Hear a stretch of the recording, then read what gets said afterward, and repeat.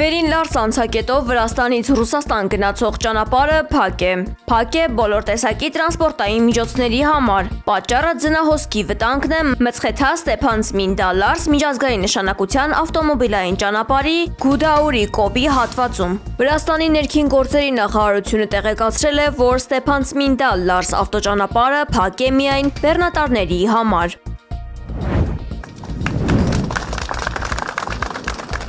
Ինչպես մյուս պատարակներին, այս անգամ էլ Հայաստանի վարչապետ Նիկոլ Փաշինյանին ծափերով են դիմավորել Սուրբ Թադևոս եկեղեցու բակում։ Այս անգամ նա մասնակցել է Մասյացոտնի թեմի առաջնորդական Մասիսի Սուրբ Թադևոս եկեղեցում տեղի ունեցող պատարակին, որտեղ պատարակիչը նախօրեին Գարեգին II-ի որոշմամբ պաշտոնից ազատված Գևորգ Սարոյանն է։ Թեմակալի տեղապահ նշանակված Տեր Ռուբեն Վարդապետ Զարգարյանը միջադեպերից խուսափելու համար պատարակը մատուցել է թեմի մեկ այլ Արարատի գյուղի Սուրբ Հակոբ եկեղեցում։ Թեմի քահանայած դասի մեծամասնության կողմից։ Արարողությունից հետո լրագրողների հետ զրույցում Գևորգ Սարոյանը նշել է, որ մեջբերում, երբ որ մեր պետականության հանդեպ կատարվում է ոտնձգություն, մեր ներքաշված լինելը քաղաքականության մեջ ես համարում եմ ոտնձգություն մեր պետականության հանդեպ, կապ չունի ով կլինի օրվա իշխանությունը, մեջբերման ավարտ։ Հայաստանի Հանրապետության վարչապետի հայտարարությունը, որ լեգիտիմ չէ կաթողիկոսի աթոռը զբաղեցնողի որևէ որոշում։ Իր խոսքում նա անդրադարձել է արշարք arczepiskopos Խաչատրյանի վերաբերյալ հայտնի տեսանյութերին։ Ըստ նրա, դրանք կաթողիկոսի հրահանգով են հրապարակվել։ Եթե կաթողիկոսը չէր ուզում, որպեսզի այս 10 եպիսկոպոսները բողոքի ձայն բարձրացնեն, թող չհրապարակեր արշարք arczepiskopos Խաչատրյանի վերաբերյալ նյութերը։ Իրանում տեղի ունեցող անհնազանդությունների ֆոնին ԱՄՆ պետքարտուղար Մարկո Ռուբիոն հեռախոսով խոսել է Իսրայելի վարչապետ Բենյամին Նեթանյահուի հետ։ Չնայած ամերիկացի պաշտոնյան չի նշել հեռախոսազրույցի ընթացքում քննարկված թեմաները, ավելի վաղ հայտնի էր դարձել, որ կողմերը քննարկել են իրադրությունը Գազայում եւ Սիրիայում Իրանում տեղի ունեցող բողոքի ցույցերը եւ երկրի ներքին գործերի միջամտելու հնարավորությունը։ Reuters-ի փոխանցմամբ Իրանում տեղի ունեցող անհնազանդությունների եւ ԱՄՆ-ի հնարավոր միջամտության ֆոնին Իսրայելը բարձր պատրաստակամության մեջ է։ Սրան զուգահեռ Իրանի խորհրդարանի խոսնակ Մոհամմադ Բաղեր Ղալիբաֆը զգուշացրել է ԱՄՆ նախագահ Դոնալդ Թրամփին, որ ցանկացած հարձակում կհանգեցնի Իսրայելին եւ տարածաշրջանում ամերիկյան բազաներին Թեհրանի պատասխան հարվածին։ ԱՄՆ նախագահ Դոնալդ Թրամփի Իրանի ազատությանն աջակցելու պատրաստակամության մասին հայտարարություններին զուգահեռ Wall Street Journal-ը հայտնում է Սպիտակ տանը քննարկվող իրանական ռազմական թիրախներին օդային հարվածներ հասցնելու հնարավոր սցենարի մասին։ Երևանում Իրանի դեսպանատան առջև հանրահավաք է կազմակերպվել Իրանի գործող իշխանությունների դեմ։ Ակցիայի մասնակիցները Իրանի դրոշներ են ծածանել, վանկարկել մի քանի կարգախոսներ։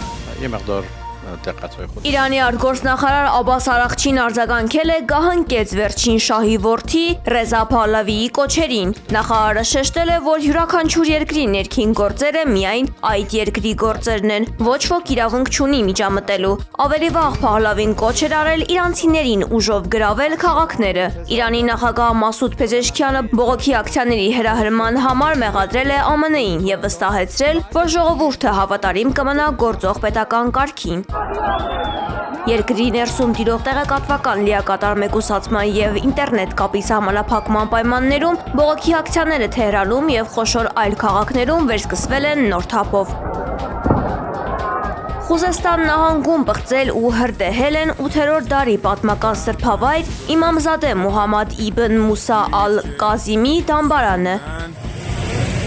Պաշտոնական Թեհրանը բնակչությանը կոչ է արել հունվարի 12-ին դուրս գալ համազգային հանրահավաքների ի պաշտպանություն իշխանությունների։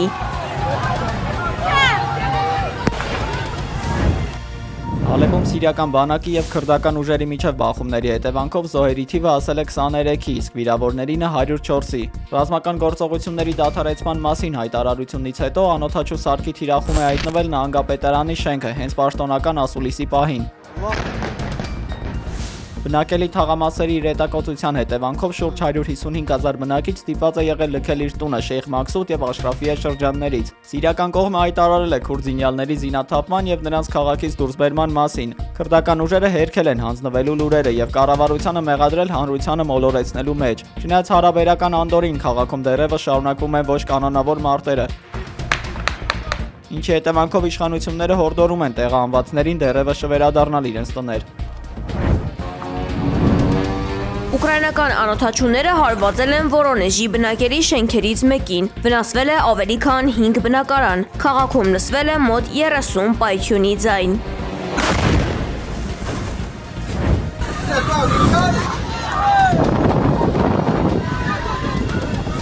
Թայլանդի Փուկետ քաղաքում զբոսաշրջիկներ տեղափոխող մոտարանավակը բախվել է ձկնորսական նավի եւ խորտակվել։ Մահացել է 18-ամյա զբոսաշրջիկ, 22 մարդ վիրավորվել է եւ տեղափոխվել հիվանդանոց։ If you could kidnap one world leader, who would it be? Oh, I'd take Putin into custody. Մեծ Բրիտանիայի պաշտպանության նախարար Ջոն Հիլին առաջարկել է առևանգել Պուտինին, օրինակ բերելով Վենեսուելայի նախագահ Նիկոլաս Մադուրոյի ձերբակալման դեպքը։ Հիլին նման հայտարարություն է արել Կիև կատարած այցի ընթացքում, երբ լրագրողը նրան հարցրել է, թե համաշխարհային որ առաջնորդին կցանկանար առևանգել։ Եթե հնարավորություն լիներ առևանգել համաշխարհային ցանկացած ղեկավարի, ես կընտրեի Պուտինին, պատասխանել է Մեծ Բրիտանիայի պաշտպանության նախարարը։